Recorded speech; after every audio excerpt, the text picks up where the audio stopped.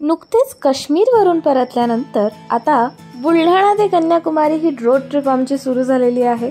आज पहिलाच दिवस आहे। भयंकर ऊन तापतंय बाहेर आणि आपण बघू शकता लोक थोडीफार सावली बघून विसावा घेत आहेत।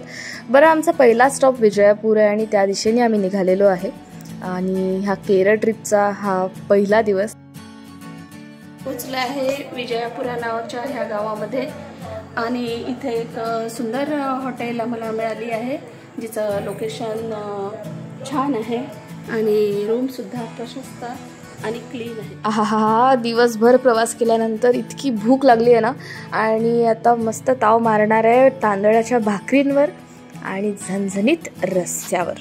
चलो फिर आता आम्ही जरा जेवतो आणि छान झोपतो, उद्यासाठी तयार उठतो आणि भेटूयात उद्या। मॉर्निंग। हॅलो मित्रो, आम्ही चाललोय खरं म्हणजे कोची मुन्नार कन्याकुमारीसाठी। बुलढाण्याहून निघालो 5 तारखेला।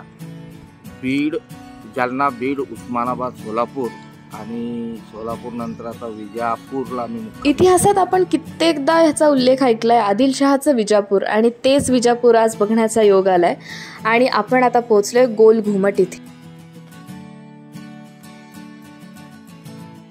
विजयपुरा ह्या गावच्या गोल घुमटला इथे प्रतिध्वनी उमटत आहेत, म्हणजे आपण जे मोबाईलवर बोलतो तसे दूरपर्यंत मोबाईल न वापरता आवाज जातो असं इथल्या गाईडचं म्हणणं आहे। बघूया काय करू, कम अगदी थक्क व्हायला होतं मन।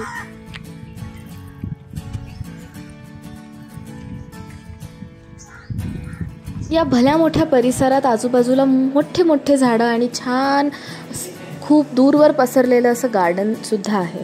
सो तेच आम्ही एक्सप्लोअर करतोय। सकाळची वेळ आहे त्यामुळे अतिशय प्लीजंट असं वातावरण आहे।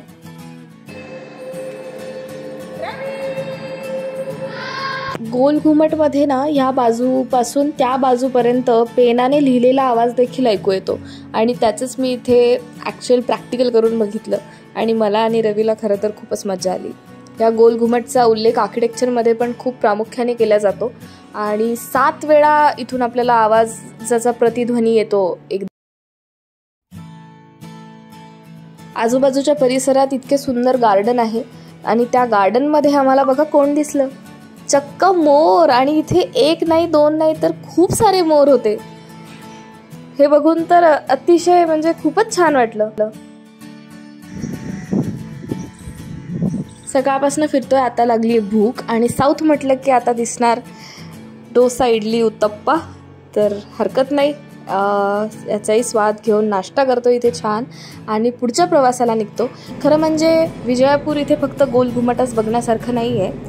12 कमान, तोफखाना आणि जामिया मस्जिद अशा अजूनही खूप साऱ्या गोष्टी आहेत, पण खूपच लंबा पल्ला गाठायचा आहे आणि त्यामुळे आम्ही एक मेन आर्किटेक्चरल जे महत्त्वाची वास्तू होती ती बघितली आणि पुढे निघालो।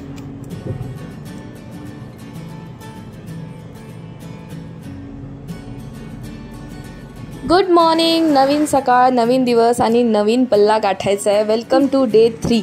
आता आम्हाला असे ठिकठिकाणी असे सौंदर्य स्थळं बघायला मिळणार आहे आणि तुम्हाला सुद्धा मी नक्की दाखवणार आहे।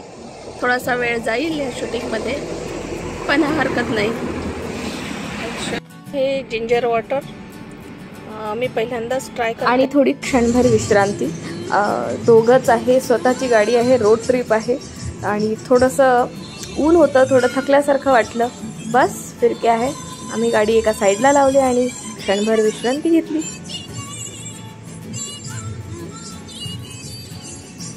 मुरुडेश्वर इथे आम्ही पोहोचलेलो आहे। हे मुरुडेश्वर संस्थान आहे, just like a picnic spot. हा इथल्या लोकलाइट्सचा एक पिकनिक स्पॉट आहे। खूप प्रशस्त असं खूप मोठं मंदिर आहे आणि समुद्राच्या एकदम काठाशी आहे। आज तसं तर पोहोचायचं होतं कन्नौरला, म्हणजे आम्ही कोचीच्या खूप जवळ आहोत, पण केरळ म्हणजे गॉड्स ओन कंट्री आहे। सगळीकडे असे इतके निसर्गरम्य बीचेस आणि निसर्गरम्य सगळं आहे की मन भरत नाही। त्यामुळे आमचा आजचा मुक्काम आहे इथे कानगडला। हो, या। फायनली आजही हॉटेल आम्हाला छानच मिळाली। खरं तर एक्सप्लोरर म्हटलं की प्री बुकिंग वगैरे असं काही नसतं आम्ही त्या जागेवर जाऊनच हॉटेल बुक करतो आणि ह्या चक्करमध्ये जर कधी उशीर झाला, रात्र झाली तर मनासारखे हॉटेल मिळतही नाही. पण आतापर्यंत तरी तसं लकीली झालेलं नाही आहे. त्यामुळे आता आम्ही सेटल होतो आणि खूप भूक लागली. इतका उशीर झाला आहे, थकलोही आहे थोडेसे. त्यामुळे आता आम्ही कुठे रेस्टॉरंटला वगैरे न जाता आम्ही मारणार आहे मस्तपैकी KFCवर ताव आणि मस्तपैकी आराम करणार आहोत. भेटूया उद्या. हे धनगडला बेताल फोर्ट म्हणून आहे आणि बीच आहे, शिवाय काही पर्यटन स्थळं आहेत ती बघायला आम्ही अर्ली इन द मॉर्निंग उठून आता जातो आहे. चला तुम्हाला पण दाखवतेच.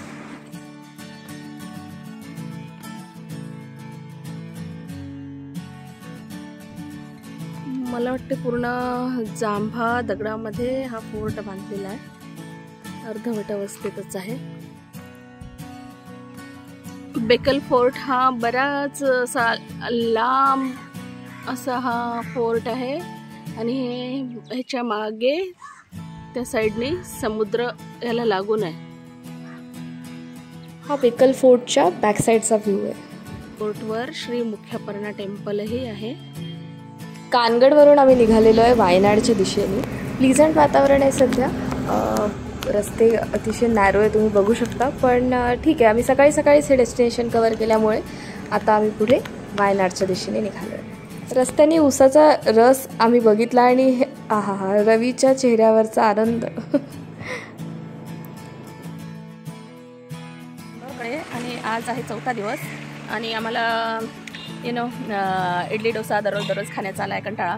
तर आम्ही आता इथे एक सावली बघितली आहे, चांगला शेड आहे आणि इथे आम्ही करणार आहे आज कुकिंग. तर बघूया, एक वेगळाच अनुभव आहे हा. छान शेड आहे.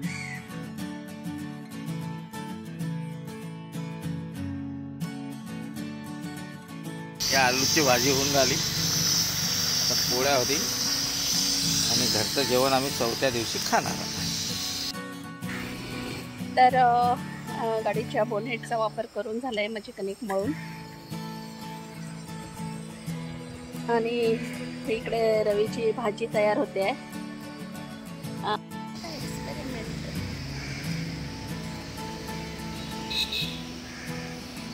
What an experiment.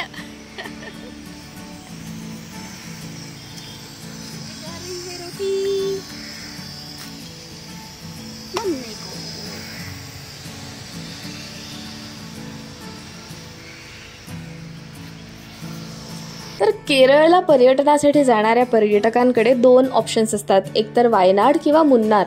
आणि ह्यापैकी सर्वात जास्त सुंदर कुठलं तर हे आपण ठरवू शकत नाही, कारण दोन्ही स्थळं खूप छान आहे. अशाच कन्फ्युजनमध्ये आम्ही असल्यामुळे आम्ही असं ठरवलं की दोन्हीही बघायचे.